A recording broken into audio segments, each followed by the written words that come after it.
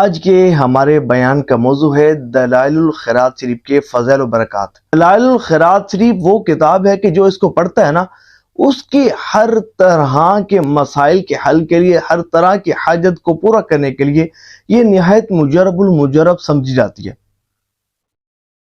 دیکھیں، درود شریف کے فضائل و برکات پر، درود شریف پر بے شمار کتب لکھی گئی، لیکن جو مقبولیت، جو عزت اور جو شہرت دلائل الخیرات شریف کو حاصل ہوئی وہ کسی کو نہ حاصل ہوئی۔ اس کتاب کی خاص بات یہ ہے کہ جو بندہ دلائل الخیرات شریف پڑھتا ہے تو اس کی روحانیت کو عروج ملتا ہے۔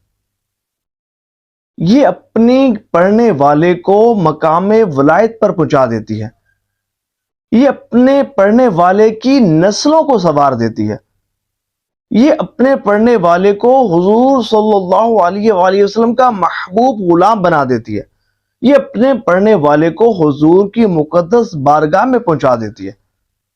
اور دلائل الخیرات شریف پڑھنے والے پر ایسے ایسے انعامات کی بارش ہوتی ہے کہ عام آدمی اس کا تصور بھی نہیں کر سکتا۔ اور کوئی شخص ایسا ہو کہ اس کی چاہے کوئی بھی پریشانی ایسی ہو جو حل نہ ہوتی ہو، کوئی بھی ایسی مشکل ہو جو ٹلتی نہ ہو، اگر وہ دلائل الخیرات شریف کو پڑھے تو اللہ کی رحمت سے، اس کتاب کو پڑھنے کی برکت سے اس کی مشکل آسان ہو جاتی ہے۔ کسی بھی طرح کی حاجت ہو، ہر جائز حاجت کو پورا کرنے کے لیے اگر دلائل الخیرات شریف کو پڑھا جائے تو وہ حاجت پوری ہوتی ہے۔ کسی بھی قسم کا جادو، ٹونا، بندش، اثرات، سحر، کسی بھی طرح کے معاملات ہوں، دلائل الخیرات شریف اگر پڑھی جائے تو سارے معاملات حل ہو جاتے ہیں۔ اولاد چاہیے تو دلائل الخیرات شریف پڑھیں، عزت چاہیے تو دلائل الخیرات شریف پڑھیں، رزق کی وسعت چاہیے تو دلائل الخیرات شریف پڑھیں۔ ہر طرح کی حاجت کو پورا کرنے کے لیے 100% الحمدللہ رب العالمین کام بنتے ہیں۔ اور اس کا جو دلائل الخیرات شریف پڑھتے ہیں نا، اس کا سب سے بڑا جو بینیفٹ ہے وہ یہ کہ دلائل الخیرات شریف پڑھنے والوں کا خاتمہ ایمان پر ہوتا ہے، ایمان کی حالت سے وہ اس دنیا سے رخصت ہوتے ہیں۔ تو سب سے پہلے بات کرتے ہیں کہ یہ لکھی کنہوں نے ہے۔ تو یہ کتاب لکھی ہے ابو محمد بن سلیمان جزولی رحمۃ اللہ تعالی علیہ نے، جو اپنے وقت کے بہت بڑے علامہ اور محدث گزرے ہیں۔ اور یہ جو کتاب ہے نا دلائل الخیرات شریف، یہ جتنے بھی درود پاک احادیث طیبہ میں آئے ہیں نا، یہ ان سب کا مجموعہ ہے۔ دیکھیں، اگر کوئی شخص ایک درود پاک پڑھتا ہے تو اس کو اس درود پاک کی برکت اور فضیلت حاصل ہوتی ہے۔ اگر کوئی شخص درود پاک کے چند سیغے، 3 سیغے، 4 سیغے، 5 سیغے پڑھنے کا اس کا معمول ہے تو ان سیغوں کے فضائل و برکات اس کو حاصل ہوں گے۔ اگر کوئی شخص 10-12 بھی سیغے پڑھتا ہے تو ان 10-12 سیغوں کے فضائل و برکات حاصل ہوں گے۔ لیکن جو شخص دلائل الخیرات شریف پڑھتا ہے تو جتنے بھی درود پاک احادیث طیبہ میں آئے ہیں ان سب کو پڑھنے کا اس کو شرف حاصل ہوتا ہے، اور ان سب سیغوں کی برکات سے یہ شخص مستفیض ہوتا ہے، اس شخص کو وہ برکات ملتی ہیں۔ اب بات کرتے ہیں کہ یہ کتاب کیوں لکھی گئی، اس کتاب کو لکھنے کا سبب کیا بنا۔ اس کا سبب یوں بنا کہ ایک مرتبہ حضرت محمد بن سلیمان جزولی رحمۃ اللہ تعالی علیہ آپ سفر پر تھے کہ نماز کا وقت ہوا، آپ کو وضو کی حاجت پیش آئی تو آپ ایک کنویں کے پاس تشریف لے گئے۔ کنویں میں جھانکا تو پانی تو موجود تھا، لیکن ڈول اور رسی موجود نہیں تھی جس کی مدد سے پانی نکال پاتے۔ اب پریشان ہوئے کہ کیا کریں۔ اس پریشانی کے عالم میں کیا دیکھتے ہیں کہ ایک بچی اپنے گھر کی چھت سے جھانک رہی ہے۔ تو وہ بچی حضرت سے مخاطب ہوئی اور کہنے لگی کہ حضرت کیا پریشانی ہے؟ تو آپ نے فرمایا کہ میں وضو کرنا چاہتا ہوں، لیکن ڈول اور رسی نہیں ہے کہ جس کی مدد سے میں پانی نکال سکوں۔ تو اس بچی نے پوچھا کہ آپ کون ہیں؟ تو آپ نے اپنا تعارف کروایا کہ میں محمد بن سلیمان جزولی ہوں رحمۃ اللہ تعالی علیہ۔ تو اس بچی نے کہا، اچھا وہی محمد بن سلیمان جزولی کہ جن کی شہرت کی دنیا میں ڈنکے بج رہے ہیں، لیکن آپ کنویں میں سے پانی نہیں نکال سکتے۔ یہ کہنے کے بعد اس بچی نے اپنے گھر کی چھت سے اس کنویں میں تھوک دیا، اپنا لعاب ڈال دیا۔ اس بچی کا تھونکنا تھا کہ آنن فانن پانی کنویں سے باہر امڑ آیا، کناروں تک پہنچ گیا۔ حضرت محمد بن سلیمان جزولی رحمۃ اللہ تعالی علیہ، آپ نے وضو کیا، نماز پڑھی اور پھر اس بچی کے پاس تشریف لے گئے اور کہا بیٹا تمہیں یہ مقام ولایت کیسے حاصل ہوا؟ تو اس نے کہا مجھے یہ مقام و مرتبہ، یہ مرتبہ ولایت سرکار مدینہ رحمت قلب و سینہ صلی اللہ علیہ وآلہ وسلم پر درود پاک کی کثرت کرنے کی برکت سے حاصل ہوا۔ حضرت محمد بن سلیمان جزولی رحمۃ اللہ تعالی علیہ آپ فرماتے ہیں کہ اسی وقت میں نے یہ نیت کی کہ میں درود پاک کے فضائل و برکات پر اور درود پاک کے صیغوں پر ایک بہت بڑی کتاب لکھوں گا۔ وہی نیت کی اور پھر اس بچی سے پوچھا کہ یہ بتاؤ کہ تم کون سا درود پاک پڑھتی ہو؟ تو کتابوں میں آتا ہے کہ اس بچی نے درود پاک کا وہ صیغہ نہیں بتایا۔ تو محمد بن سلیمان جزولی رحمۃ اللہ تعالی علیہ آپ وہاں سے تشریف لے گئے اور اس دلائل الخیرات شریف کا ایک حزب لکھا، پھر اس بچی کے پاس آئے اور کہا بیٹا یہ بتاؤ دیکھو اس کتاب میں کیا وہ درود پاک موجود ہے کہ جو تم پڑھتی ہو؟ تو اس بچی نے کہا نہیں، یہ درود پاک اس کتاب میں موجود نہیں ہے جو میں پڑھتی ہوں۔ آپ پھر تشریف لے گئے، پھر آپ نے جو ہے وہ درود پاک کے کئی صیغے جمع کیے، ایک حزب بنایا، ایک چیپٹر بنایا، ایک باب باندھا، پھر اس بچی کے پاس تشریف لائے اور کہا بیٹا یہ بتاؤ کیا اب بھی وہ درود پاک موجود ہے یا نہیں ہے؟ تو اس بچی نے کہا کہ نہیں، اب بھی اس کتاب میں وہ درود پاک موجود نہیں ہے کہ جو میں پڑھتی ہوں۔ خیر اسی طرح آپ پھر تشریف لے گئے، پھر لکھ کر لائے، پھر بچی کو دکھایا، اس طرح کرتے کرتے کرتے کرتے 7واں حزب مکمل ہوا۔ جب 7واں حزب مکمل ہوا درود پاک کے، اب تصور کریں کہ کتنی سٹرگل کی ہوگی، کتنی محنت کی ہوگی۔ اب یہ ان کا ہی کام تھا، اتنے بڑے علامہ تھے، اتنے بڑے محدث تھے، علم والے تھے، تصور کریں کہ انہوں نے کتنی جو ہے وہ محنت اور مشقت کی ہوگی درود پاک کے صیغوں کو جمع کرنے میں۔ اب جناب 7واں حزب لکھا گیا تو لکھا ہوا لائے اور اس بچی کو دکھایا اور کہا کہ بیٹا اب بتاؤ کہ کیا وہ جو درود پاک تم پڑھتی ہو کیا اس کتاب میں موجود ہے؟ تو اس بچی نے جب اس کتاب کو پڑھا، اس حزب کو پڑھا، تو اس نے کہا ہاں وہ درود پاک جو میں پڑھتی ہوں وہ اب الحمدللہ اس کتاب میں موجود ہے۔ پھر محمد بن سلیمان جزولی رحمۃ اللہ تعالی علیہ تشریف لے گئے، 8واں حزب لکھا اور اس کتاب کو مکمل کیا۔ اچھا اب بات یہ ہے، سوال یہ ہے کہ جو حضرت محمد بن سلیمان جزولی رحمۃ اللہ تعالی علیہ نے اس کتاب کو لکھا، اس کی آپ کو برکتیں کیا ملی؟ اور یہاں ایک سوال یہ بھی قائم ہوتا ہے کہ وہ بچی کون سا درود پاک پڑھا کرتی تھی؟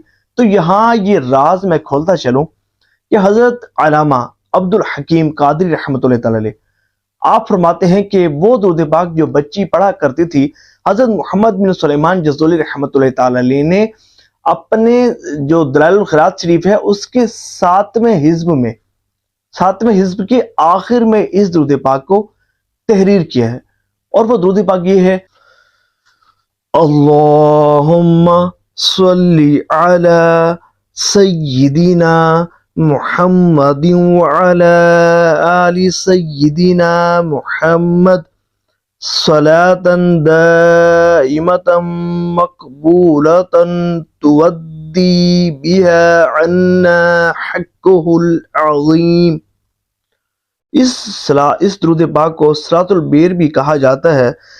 امام جزولی رحمۃ اللہ تعالی علیہ نے 7ویں باب کے آخر میں یہ درود پاک تحریر فرمایا۔ اس درود پاک کو بھی ہمیں پڑھنا چاہیے۔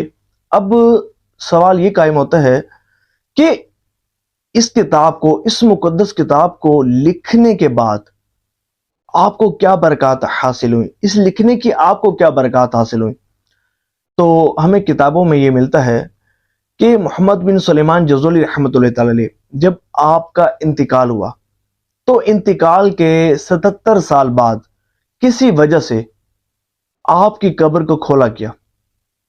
بعض کتابوں میں یوں ملتا ہے کہ پانی آ گیا تھا دریا کا، جس کے سبب جو ہے وہ قبر کشائی کرنی پڑی، اور بعضوں میں یوں آتا ہے کہ آپ کا جو جسم اقدس ہے وہ مراکش سے سوس منتقل کرنے کے لیے آپ کی قبر کشائی کی گئی۔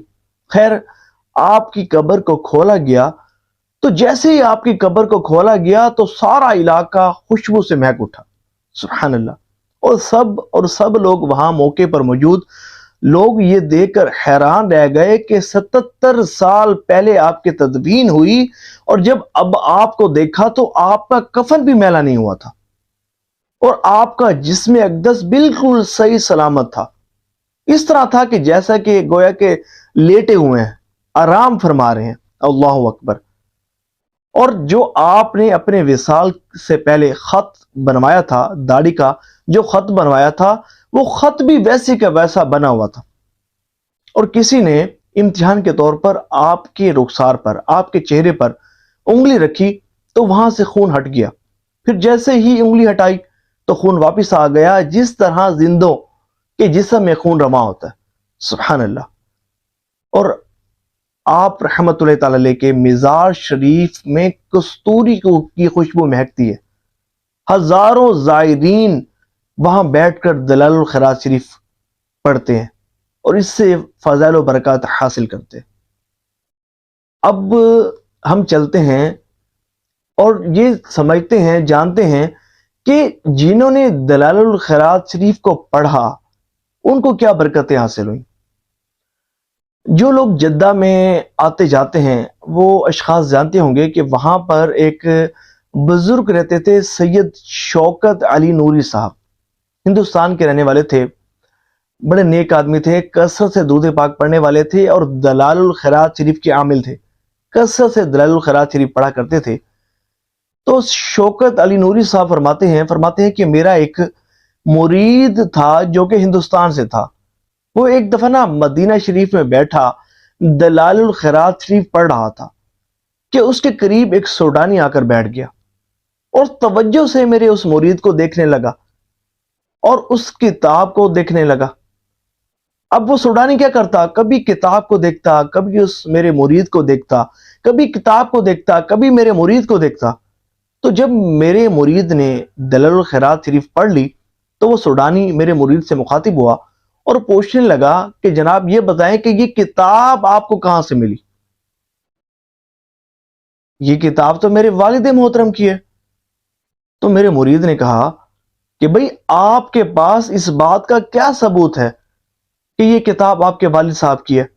تو اس سوڈانی نے کہا کہ آپ کتاب کھول کر دیکھ لیں، کتاب کے آخری صفحات میں یہ اشعار لکھے ہوں گے، کتاب کے درمیانی حصے میں یہ عبارت لکھی ہوگی. ویسے ہی تھا، اس کتاب میں وہی چیزیں لکھی ہوئی تھی.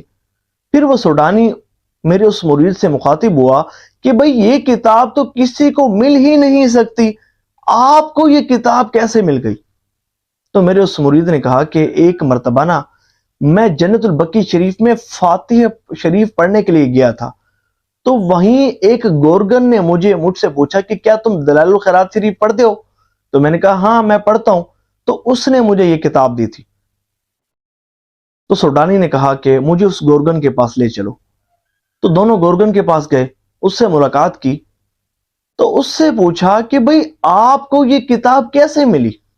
تو اس گورگن نے کہا کہ ہم جو ہے وہ قبروں کو کھود رہے تھے کہ یہ پرانی قبر جو ہے وہ ظاہر ہوئی اور ہم یہ بات دیکھ کر حیران رہ گئے کہ قبر اتنی زیادہ پرانی تھی لیکن اس کے اندر میت جو ہے وہ بالکل تر و تازہ تھی جیسے کہ آج ہی تدفین کی گئی ہو. اور ایک خاص بات یہ تھی کہ اس میت کے سینے پر دلائل الخیرات شریف یہی کتاب رکھی ہوئی تھی. تو میں نے وہ کتاب اٹھا لی اور قبر کو بند کر دیا اور وہ کتاب ان کو دے دی. تو اس سوڈانی شخص نے کہا کہ بات دراصل یہ ہے کہ میرے والد محترم کثرت سے درود پاک پڑھا کرتے تھے، دلائل الخیرات شریف سے ان کو بہت زیادہ محبت تھی، کثرت سے دلائل الخیرات شریف کی تلاوت کیا کرتے تھے اور یہاں تک کہ مرتے وقت وصیت فرمائی کہ جب میری تدفین کرنا تو میرے سینے پر دلائل الخیرات شریف رکھ دینا. اور ویسے ہی ہم نے اپنے والد صاحب کے حکم کے مطابق تدفین کے وقت ان کے سینے پر دلائل الخیرات شریف رکھ دی تھی. تو جب میں نے اسی دلائل الخیرات شریف کو ان بھائی کے پاس دیکھا تو میں حیران رہ گیا کہ وہ دلائل الخیرات شریف تو ہم نے والد کے ساتھ ہی رکھ دی تھی، تو ان کو کیسے مل گئی؟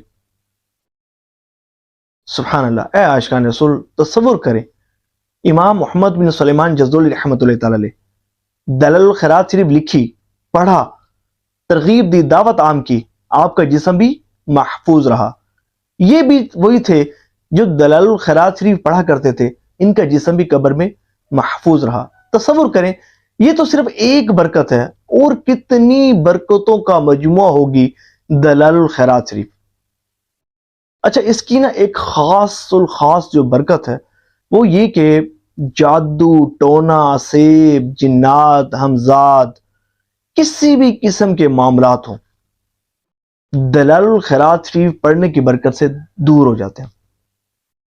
اچھا، دلائل الخیرات شریف کو پڑھنے کی جو ایک خاص الخاص برکت اور فضیلت وہ یہ ہے کہ جو دلائل الخیرات شریف پڑھتا ہے نا، اس کو مدینہ شریف حاضری کا شرف حاصل ہوتا ہے، اس کو سرکار دو عالم صلی اللہ علیہ وآلہ وسلم کی خواب میں زیارت نصیب ہوتی ہے، اس کو مدینہ شریف حاضری کا شرف حاصل ہوتا ہے۔ میرے شیخ طریقت، امیر اہل سنت، بانی دعوت اسلامی حضرت علامہ مولانا محمد الیاس عطار قادری دامت برکاتہم العالیہ، آپ فرماتے ہیں کہ ہندوستان کی ایک ریاست جوناگڑھ میں ایک سنگریز رہا کرتا تھا۔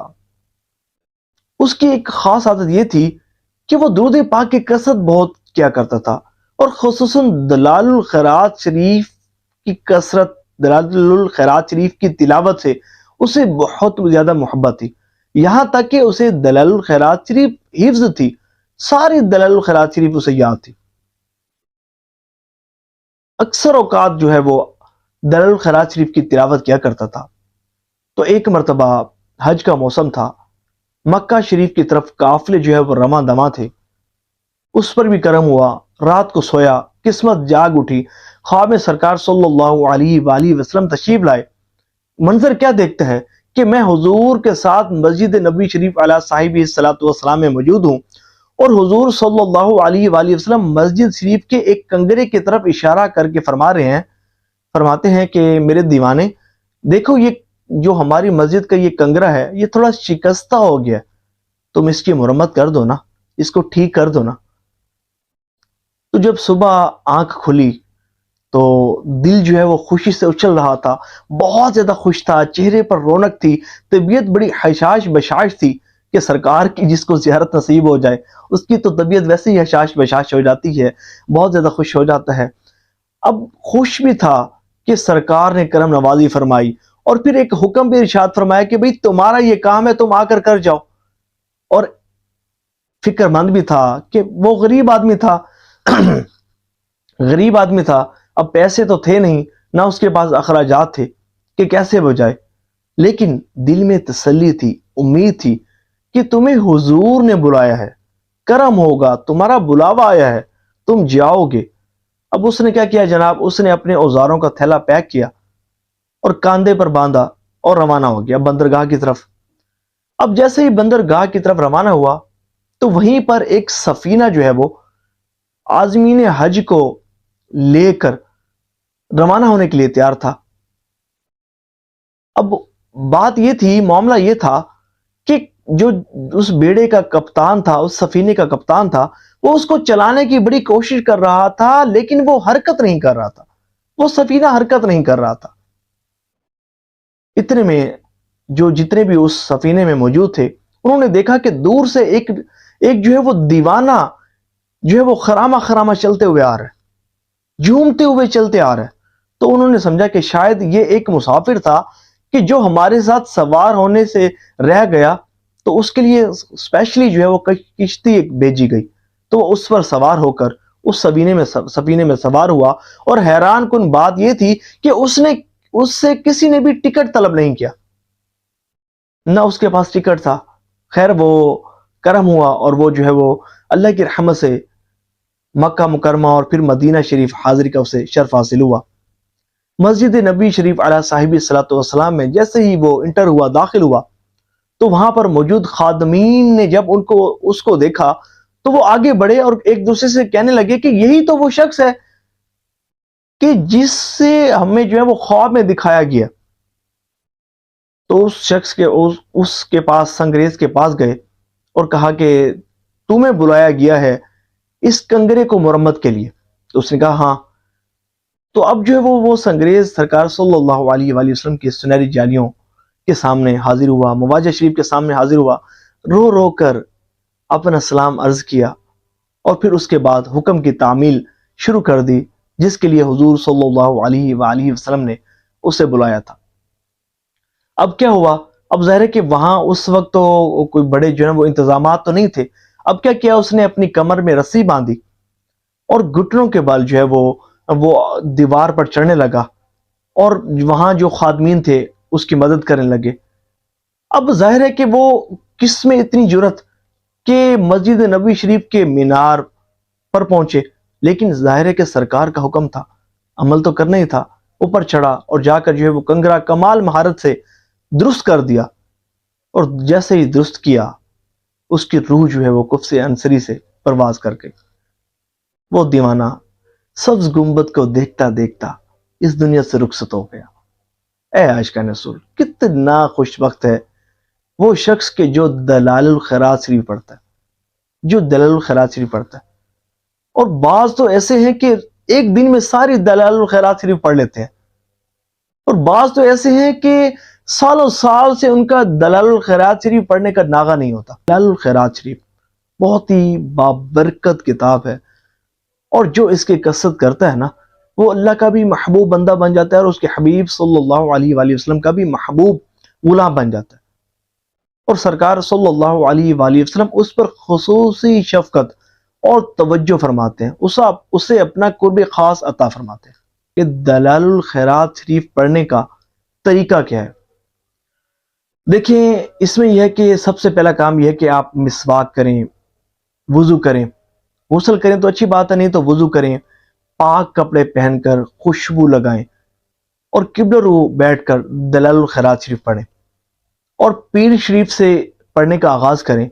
اس میں 8 حزب ہیں، ہر روز ایک حزب کو پڑھیں، پیر شریف کو ایک حزب، پھر منگل کو، پھر بدھ کو، اسی طرح کرتے کرتے جب پھر آئندہ پیر شریف آئے گا تو آپ نے آخری حزب بھی پڑھنا ہوگا اور اسی دن پہلا حزب بھی پڑھنا ہوگا، یعنی کہ اگلا جو پیر شریف ہوگا اس میں آپ نے 2 حزب پڑھنے ہوں گے۔ یہ اس کا پڑھنے کا طریقہ ہے۔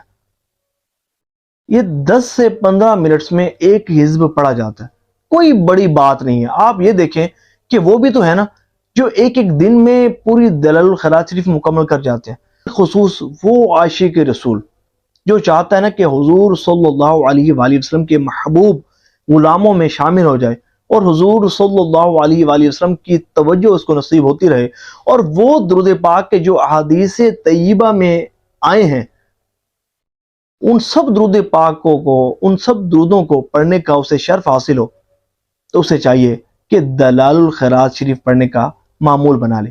اچھا، اب یہاں سوال یہ قائم ہوتا ہے کہ جس کو پڑھنا نہیں آتا، تو دیکھیں پڑھنا تو آنا چاہیے، قرآن پاک ضرور پڑھنا آنا چاہیے، اور بالخصوص اتنا قرآن پاک تو آنا چاہیے کہ جس سے نماز درست ہو جائے، نماز پڑھی جائے۔ قرآن پاک ہی نہ پڑھنا آیا تو کون سی عبادت ہے جو بندہ کر سکتا ہے؟ جس کو قرآن کریم پڑھنا نہیں آتا وہ تو پھر دلائل الخیرات شریف بھی نہیں پڑھ سکتا۔ تو اس کے لیے حکم شرع یہ ہوگا کہ وہ 2 کر کے آیات جو ہے وہ سیکھتا رہے اور قرآن کریم سیکھ لے، تو اس طرح قرآن کریم سیکھنے کی برکت سے وہ دلائل الخیرات شریف بھی پڑھنا اس کو آ جائے گا۔ اچھا، بعض اوقات یوں ہوتا ہے کہ کچھ لوگ ایسے ہوتے ہیں کہ پڑھ تو لیتے ہیں لیکن کچھ الفاظ ایسے ہوتے ہیں کہ وہاں اٹکتے ہیں، پڑھنا ذرا مشکل ہو جاتا ہے۔ تو حاجی عبدالحبیب بھائی ماشاءاللہ انہوں نے جو ہے نا دلائل الخیرات شریف کی ایپیسوڈز جو ہیں وہ ریکارڈ کروائی ہیں، ہر حزب جو ہے وہ آپ کو ویڈیو کی صورت میں یوٹیوب پر مل جائے گا۔ آپ دلائل الخیرات شریف سامنے رکھیں اور جو ہے وہ ان کی آواز سنیں، اس طرح بھی جو آپ کی مسٹیکس ہیں وہ نکل جائیں گی اور آسانی کے ساتھ آپ پڑھ سکیں گے۔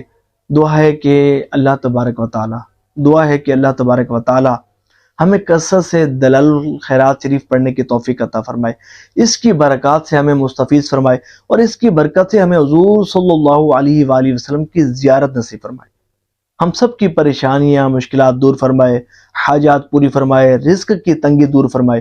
جو بے اولاد ہیں اللہ کریم ان کو اولاد کی نعمت عطا فرمائے، اولاد کی دولت عطا فرمائے، اور جو کسی بھی حاجت کے طلبگار ہیں، اللہ کریم ان سب کی حاجات پر اپنی نظر رحمت فرمائے۔ آمین بجائے خاتم النبیین وصلی اللہ تعالی علیہ وآلہ وسلم۔